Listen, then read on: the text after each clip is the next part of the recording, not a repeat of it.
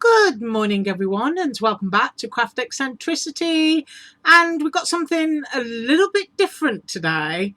Now, when I showed the haul on Monday, I showed a set of stamps, and it was this set of stamps. It's layering stamps. And a few people made the comment that they'd like to see it, but one person in particular, who's quite a competent crafter, I have to say, said, could I do them because she doesn't get it? Right, so looking at this set of stamps, what I'm going to do, I've got a sheet of cards. So what we're going to do today is we're going to stamp them out, but we've got a base layer.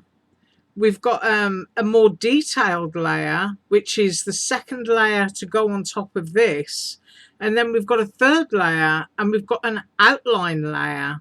Now, when I look at this, and I actually held the outline layer into the light, the only thing that I could think of is that this stamp image is photorealistic rather than something, say, that's been taken from a vector or a watercolor drawing, which are usually separated into threes in stamp sets, and then you get a very bold outline to outline the whole thing. So we're going to find out about that today. And also people saying they were confused on placement. So I'm going to first of all do something quite barbaric. I've got a pair of scissors here. Yeah, I've got a pair of scissors, and I am cutting the carrier sheet. Now, I can put the whole thing back into the same packet, so it's going to be absolutely okay. And because I've got words up there, what I'm going to do is I'm just going to wiggle between those two words and create 4 pieces. Now, there is a reason for that. Hopefully there's some method in my madness as I just hack that stamp sheet up. So I'm going to pull those bits again. So we've got the outline, we've got the third layer, we've got the first, and we've got the second. Now, here's where placement comes into it and why I've just cut it apart. If I remove the base layer, you can see there is a clear shadow outline there, and that one is the second. And if I place that on top,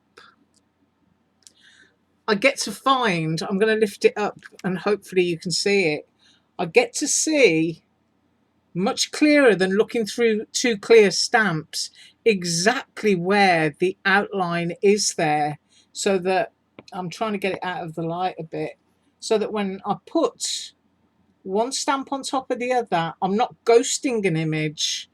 I'm actually hopefully going to get it within an image. And if I get the other layers up too, so this would be the third layer, I'm going to pick that up. In fact, if I get a sheet of white cardstock, I think that's probably going to solve the issue. But we do have quite a bit of light there. But can you see that? As I take the base, I can see which bit is meant to go where.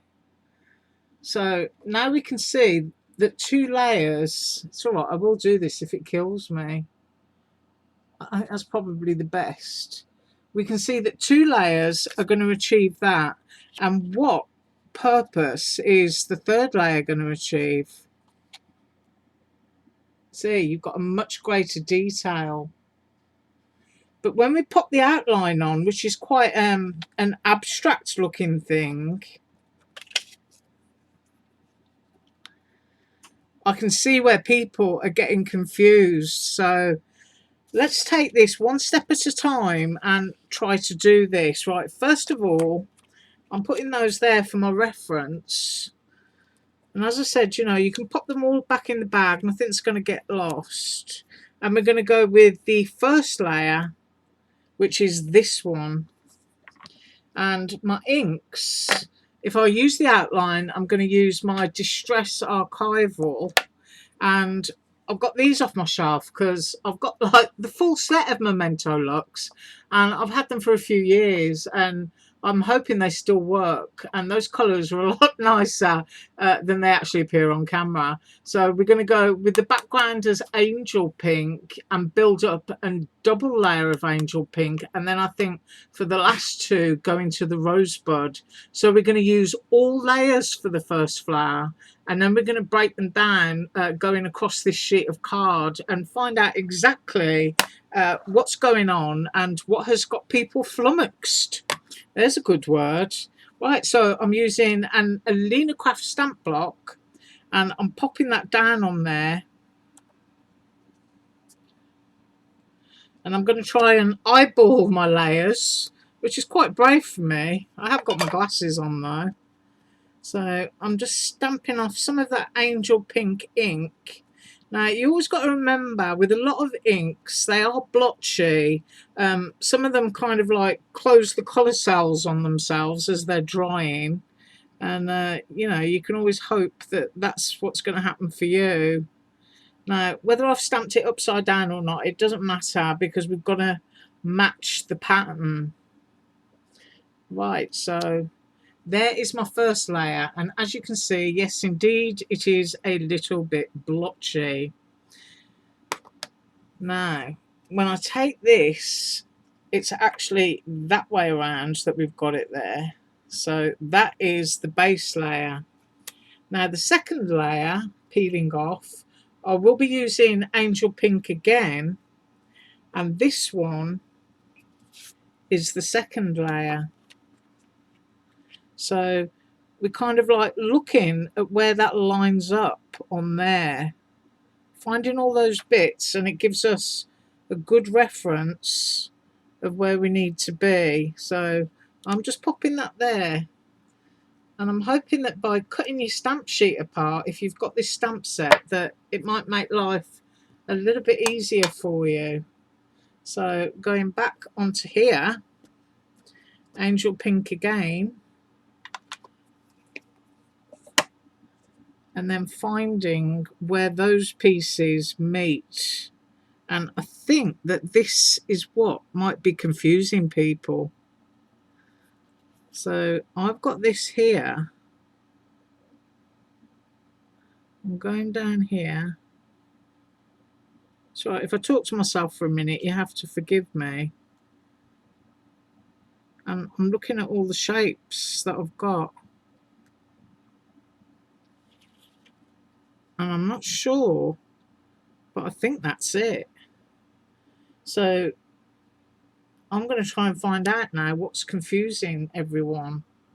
So I've got that, and that looks okay, but I totally get what people are saying, that it doesn't quite look right.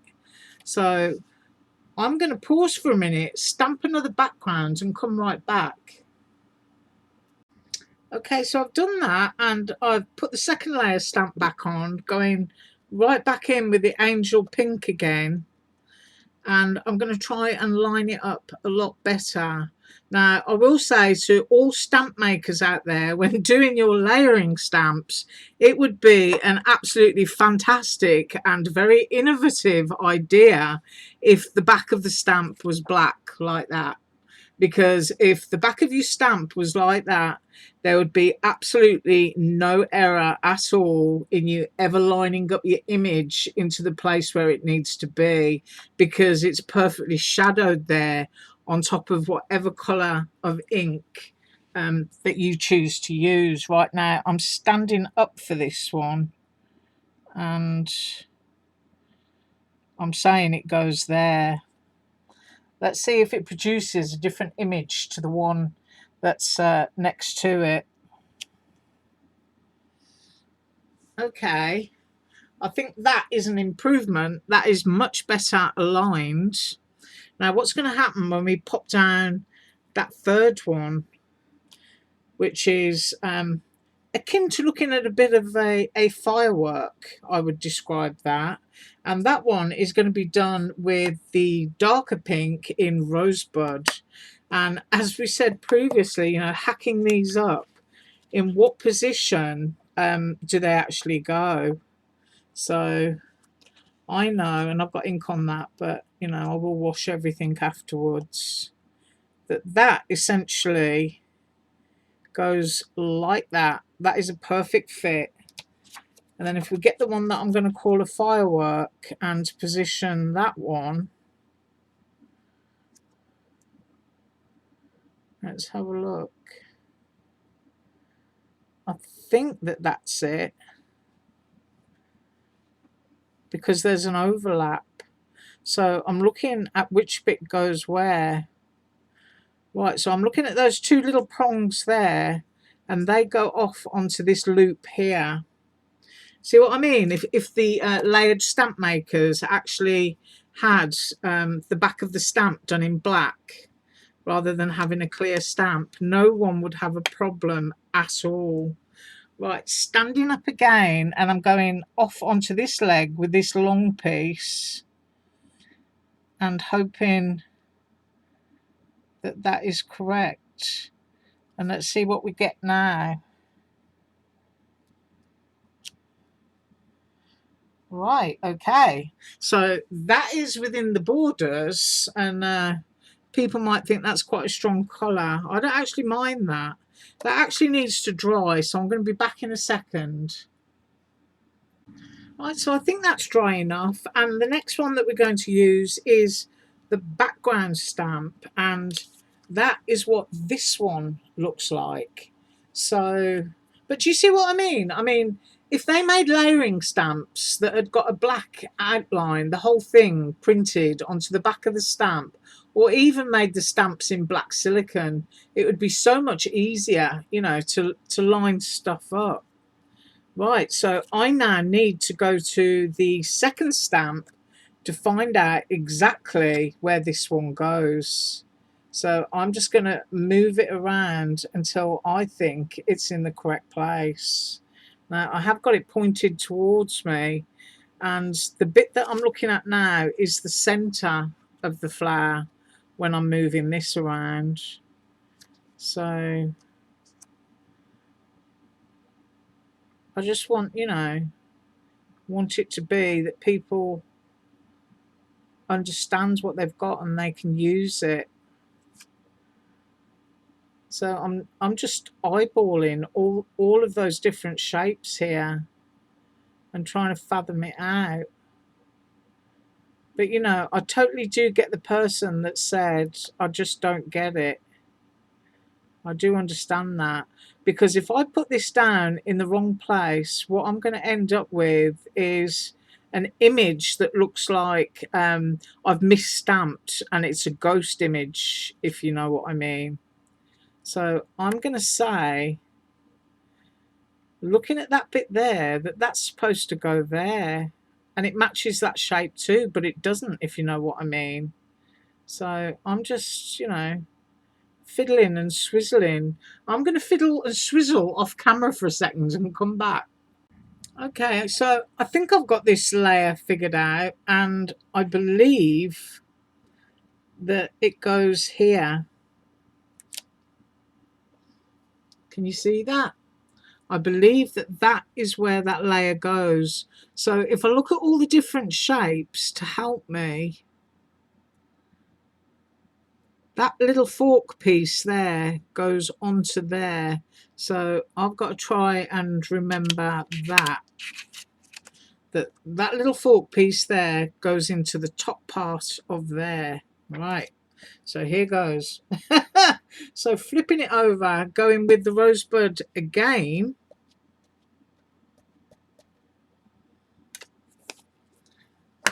And we're going to get on top of here, remembering that that little fork shape there is supposed to fit right on top of there. I hope I've got that correct. I'm going to stamp down.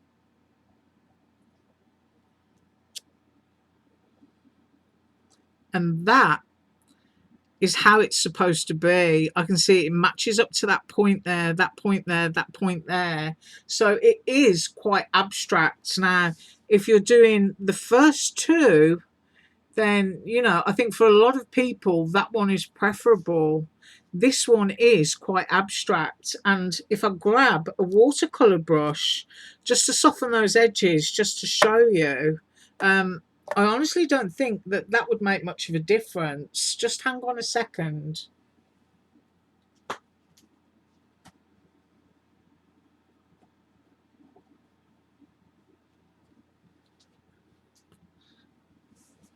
Right, sorry for the wobbly camera. I've got my water brush. I'm giving it a little bit of a squirt because it's got a bit of yellow in it.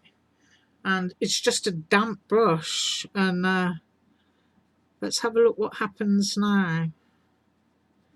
It's going to stay in with that and blend it. But I honestly don't think that it would change it much. And I do believe personally that just stamping the two image is preferable to using all of it.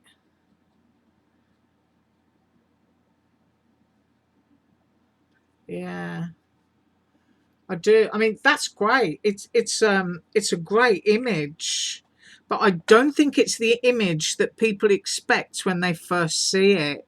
So if you have got this stamp set, I would say that probably for you the way to go is to cut, not cut, to stamp two, and it does of course come with a die, which you're going to have to line up correctly to cut that. Now, I'm thinking that the leg of the die goes there.